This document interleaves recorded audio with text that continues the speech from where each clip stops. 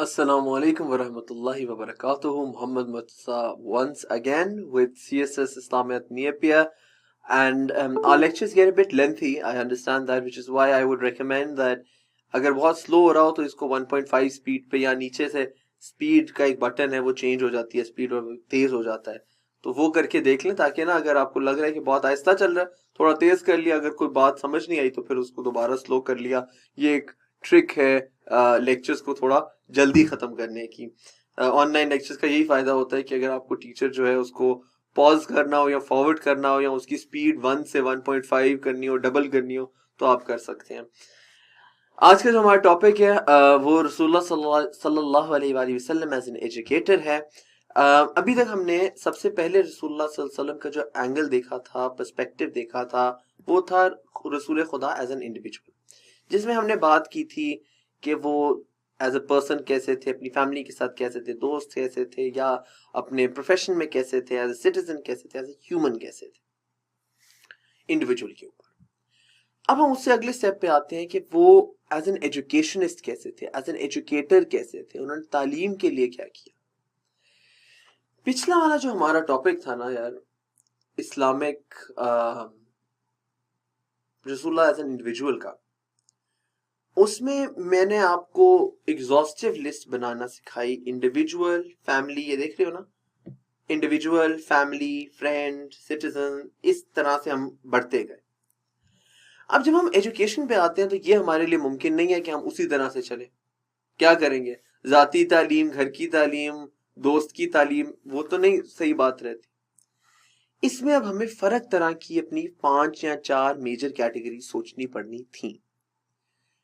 जो मैंने इसमें 5-6 कैटेगरी सोची हैं वो मैंने आपके सामने लिख दी हैं कि एजुकेशन के ऊपर जब आप बात कर रहे हैं तो सबसे पहले आप बात करें कॉन्टेक्स्ट, किस माहौल में आप सल्लल्लाहु अलैहि वसल्लम ने तालीम दी और क्या दी। फिर इंपॉर्टेंस, जरूरत क्या थी रसूलुल्लाह के एजुकेशनिस्ट होने की। अब कई ऐसे अंबिया कराम हैं जो तालीम और तरबियत पे उनका फोकस नहीं था, उनकी उम्मत को उस वक्त शायद जरूरत नहीं होगी। या बाकी मजाहिब में हम देखते हैं तो कुछ ऐसे मजहब हैं कि जिनके जो लीडर्स हैं वो एजुकेशन के ऊपर इतना फोकस नहीं करते। वो हो सकता है अपने इबादत पे ज्यादा फोकस करते हो। जिस तरह अगर आप हिंदुओं में देखो, जो साधु होते हैं, साधु जो है वो ज्यादा फोकस अपना अपने उस पे करते हैं, जो अपना चिल्ला काट रहे हैं, जो भी उनका इबादत का तरीका है उस पे ज्यादा फोकस करते हैं, तालीम पे उतना फोकस शायद ना करते हो। रसूल खुदा को क्या जरूरत थी कि वो एजुकेशन के ऊपर फोकस करते। फिर एक्शंस, अमलन, प्रैक्टिकली रसूलुल्लाह ने क्या क्या कुछ किया है एजुकेशन के लिए। फिर स्टाइल, कि तरीका क्या है आपका पढ़ाने का।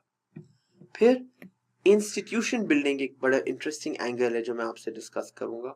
और आखिर में कुरान और हदीस जो है वो रसूलुल्लाह एज एन एजुकेशनिस्ट के बारे में क्या कहते हैं ये बात कर लेंगे।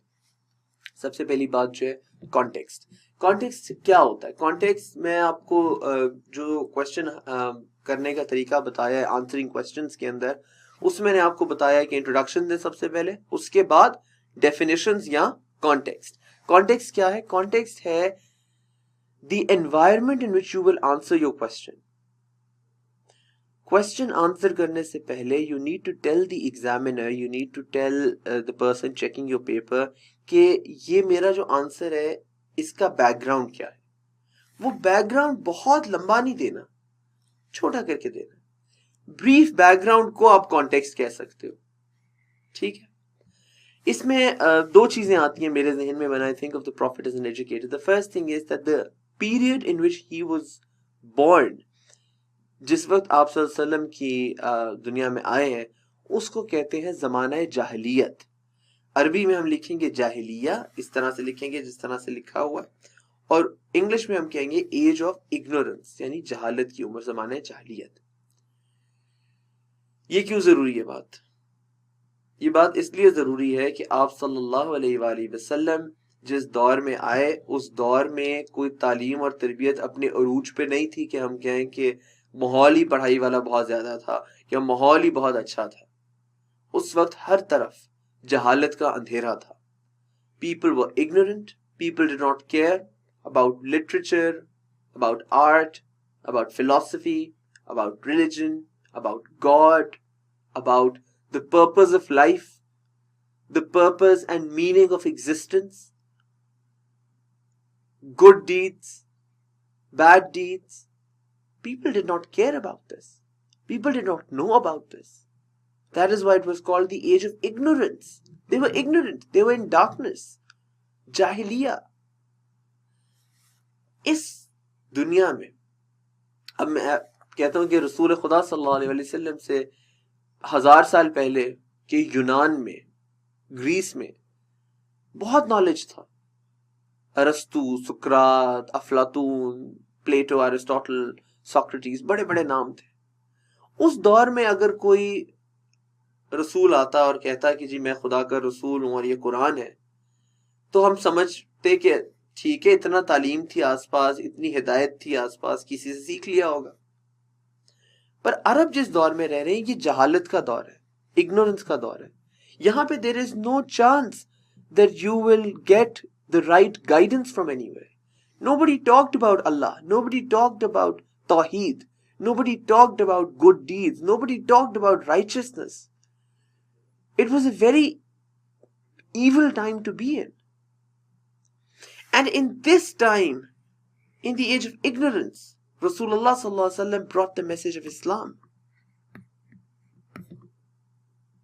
So, the purpose of Islam then is to fight Jahiliyyah. And when Islam is used to fight Jahiliyyah, then as a necessarily it means that Rasulullah is an educationist, that he is bringing education of Islam to fight Jahiliyyah. This is the context of Islam. So Islam का सारा हमने context, सारा background, सारी बुनियाद इस्लाम की हमने education पे रख दी है. इस्लाम लाने का मकसद क्या था? एजुकेट करना लोगों को. The purpose of Islam was to educate people, educate them about Tawheed, educate them about Risalat, educate them about morality, educate them about the economy, educate them about what is good, educate them about their purpose of life, educate them about the meaning of life, educate them about their place in the world, their role in the world, their power to change the world. This is all education. And this is the purpose of Islam. So, education is the purpose of Islam to fight Jahiliyyah. This is the context. Let's talk a bit more about another important aspect. So, this is part 1. And part 2 of the context that I want to highlight is the fact that Rasulullah sallallahu alaihi wasallam is unschooled. He was never taught. He never went to a school. Nobody taught him how to read or write. And this is very weird. Because the greatest educationist, the greatest educator in human history could not read and could not write. So one would wonder, why is that so? He was so illiterate that he was called Al-Ummi. Al-Ummi means the person who is not educated, who is unschooled. One should think why this is important, and one should know why this is important. The logic and the rationale behind Rasulullah sallallahu alaihi wasallam being unschooled, being al-ummi, is that if he went to school, if he was literate, if he knew how to read, if he knew how to write, then people could have said that Rasulullah sallallahu alaihi wasallam has written the Quran himself. MashaAllah. So even though Rasulullah has the job of being an educator, he could not be educated himself. Because if he was educated himself, people would say that he was the one who was making the Quran. इसकी बड़ी मजे की story ये है कि जो मक्का के लोग थे वो जानते थे कि रसूलुल्लाह पढ़े लिखे नहीं है, इसलिए वो कंफ्यूज होते थे कि कुरान कहाँ से आ रहा है, ये तो पढ़े लिखे नहीं है तो कुरान किधर से आ रहा है. तो बड़ा मजे का वाक्य है कि जब सूरह रहमान नाजिल हुई और रसूलुल्लाह सल्लल्लाहु अलैहि वसल्लम ने बयान किया अर्रहमान अल्लमल कुरान, वो रहमान है जो कुरान पढ़ाता है, तो जो मक्का के लोग थे उन्होंने कहा कि हमें लगता है कि कोई बंदा है ताइफ में जिसका नाम है रहमान और वो रसूलुल्लाह को कुरान पढ़ाता है। देखो रसूलुल्लाह कह रहे हैं अर रहमान अल्लमल कुरान, वो रहमान है जो कुरान पढ़ाता है, क्योंकि वो ढूंढ रहे थे कि कोई तो है जो कुरान पढ़ा रहा है रसूलुल्लाह को। खुद तो उन्हें नहीं लगता था कि ये तो अल उम्मी है, ये तो स्कूल ही नहीं गए, इनको तो पढ़ना लिखना नहीं आता। 40 साल की उम्र तक आप सल्लल्लाहु अलैहि वसल्लम ने कोई शायरी नहीं की, कोई किताब नहीं लिखी, कोई आपकी कोई अदबी आपका काम नहीं था। और ये इसलिए आप मुकम्मल तौर पे अल उम्मी थे। And this is important for us in two ways. Number one, this is important because the greatest educationist is unschooled. And that will have its implications that even though he did not receive education himself, he was still cognizant of how important education is. And secondly, this is important because he is not educated, then he could not have written the Quran himself, which is a proof that the Quran is the word of Allah subhanahu wa ta'ala, and Allah revealed this to the Holy Prophet at the age of 40. So this is the background of Rasulullah as an educator. इस context से अब आगे चलते हैं तो second heading जो है importance of रसूलुल्लाह बीइंग एन एजुकेटर। अभी के लेक्चर में इसके ऊपर हम बात कंप्लीट कर लेंगे कि the purpose the importance of रसूलुल्लाह being an educator is that the purpose of नबूवत, the purpose of prophethood is to educate. रसूलुल्लाह का मकसद जंगे लड़ना नहीं था। अल्लाह ने उनको मदीना की रियासत बनाने नहीं भेजा था। अल्लाह ने उनको जब भेजा तो उस भेजने का सिंगल पर्पस ये था कि वो इस्लाम सिखा सके लोगों को, वो लोगों को इस्लाम के रास्ते पे ला सके, इस्लाम की तबलीग कर सके, इस्लाम पढ़ा सके। सो हिज पर्पस, द मकसदे नबूवत, द मकसदे रिसालत, the purpose is to be an educator, which shows that the most important aspect of the personality of the Rasulullah is being an educator. Above being a peacemaker and a military strategist and being a diplomat, above all of this, the purpose of the Rasulullah sallallahu alaihi wasallam is to be an educator, and that is the importance of this particular topic. Now, what does an educator do? जो एक अच्छा teacher होता है उसका क्या काम होता है? उसके 4 काम होते हैं, और वही 4 काम अल्लाह ताला ने रसूल खुदा सल्लल्लाहु अलैहि वसल्लम को सौंपे थे। 4 tasks that Allah gave him: ऐलान, तशरीह, अमल और तस्हीह. I'll say this in English because that's how most of you will be studying this. The first job of the Prophet is to recite the Quran. This is also the first job of every teacher. So when I'm teaching you, the first job is that I tell you कि पढ़ना क्या है, what to study. You tell them. अब आम जो हमारे यहाँ teachers होते हैं, आपने स्कूल्स में, कॉलेजेस में देखा होगा, वो इस लेवल पे आके रुक जाते हैं। वो आए क्लास में, बोर्ड पे धड़ धड़ धड़ धड़ धड़ धड़ धड़ धड़ सब कुछ लिखा और चले गए, या आए नोट्स दिए चले गए, आए बुक से पढ़ा और चले गए। They are doing just one job, which is to recite, to tell, ऐलान। हर टीचर ये करता है तकरीबन, पर जो अच्छा टीचर है वो इससे एक कदम आगे जाता है। Step 2, after telling, a good teacher will explain. He will tell you that whatever I have told you, इसका मतलब क्या है, इसका मकसद क्या है, इससे आप क्या फायदा ले सकते हो, इससे आप क्या सीख सकते हो, इसके डिफरेंट वर्जन्स क्या हैं, सो वो आपको एक्सप्लेन करेगा। जो रसूलुल्लाह सल्लल्लाहु अलैहि वसल्लम की जॉब भी थी कि after telling you the Quran, after reciting the Quran, you explain the Quran. आप समझाएं कि कुरान की आयतों का मतलब क्या है। हमारे यहाँ भी यह है कि एक टीचर, जो आम टीचर तो आके बस लिख के बोर्ड पे बता के नोट्स दे के चला गया। उससे बेहतर टीचर जो है वो नोट्स को समझाएगा कि मैंने बोर्ड पे ये लिखा है, नोट्स में ये लिखा है। जो उससे भी अच्छा टीचर है वो तीसरे कदम पे जाएगा। तीसरा कदम है प्रैक्टिस, अमल।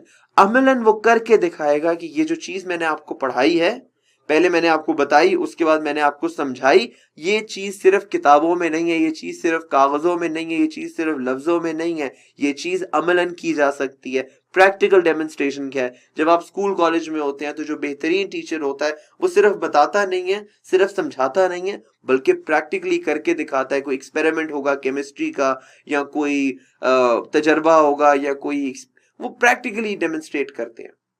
यही काम रसूल खुदा ने भी किया एज ए प्रॉफिट। उनका जो पर्पस था वो था पहले ऐलान करो कुरान क्या है, फिर समझाओ तशरीह करो कि कुरान क्या है, और फिर अमलन कुरान को प्रैक्टिस में प्रैक्टिकली इंप्लीमेंट करके दिखाओ कि ये देखो ये जो कुरान बात कर रहा है ये इस तरह से समझो और ये इस तरह अपनी जिंदगी में तुम कर सकते हो। डेमोन्स्ट्रेट करो। रसूलुल्लाह सल्लल्लाहु अलैहि वसल्लम ने ये लेवल तक भी गए। पर जो बेहतरीन टीचर होगा वो सिर्फ समझाएगा, बताएगा नहीं, सिर्फ समझाएगा नहीं, सिर्फ प्रैक्टिकल करके नहीं दिखाएगा, मगर अगर कभी भी आपसे उसमें कोई गलती हो जाए, अब हम आमतौर पे टीचर्स क्या करते हैं, अच्छा चलो ठीक है छोटी मोटी गलती ओवरलुक कर दो, नहीं, वो हर गलती पॉइंट आउट करेगा कि ये चीज यूं नहीं है, ये चीज यूं नहीं है, ऐसे करो वैसे करो। तो रसूलुल्लाह सल्लल्लाहु अलैहि वसल्लम का जो चौथा काम था और जो चौथा पर्पस था रिसालत का, और जो मकसद था नबूवत का, पहला है कि ऐलान कर दो कि कुरान क्या है, फिर तशरीह करो, समझाओ कुरान क्या है, फिर उसको अमलन करके दिखाओ कि कुरान जिंदगी में कैसे करते हैं, और फिर जो जो इसके अमल में गलती करे, जो जो उसको सही तरह ना करे, उसको करेक्ट करो। So this is the purpose of prophethood as an educator, and these are the 4 steps that the prophet fulfilled as an educator. I hope today's lecture was interesting, and I hope that you thought about how education should be. Ideally, education should have all of these 4 steps. How education should be, ideally, and how Rasulullah sallallahu alaihi wasallam lived up to that ideal. कि जो ideal education का होना चाहिए आपने वो पूरा किया, पूरी अपनी जिम्मेदारी की। And how, जो मकसद था आज के इस वाले टॉपिक का खास तौर पे, how prophethood itself as an institution, Nabuwwat and prophethood is an institution of education. The purpose of prophethood is to educate. We will continue discussing the Holy Prophet as an educator in our next class.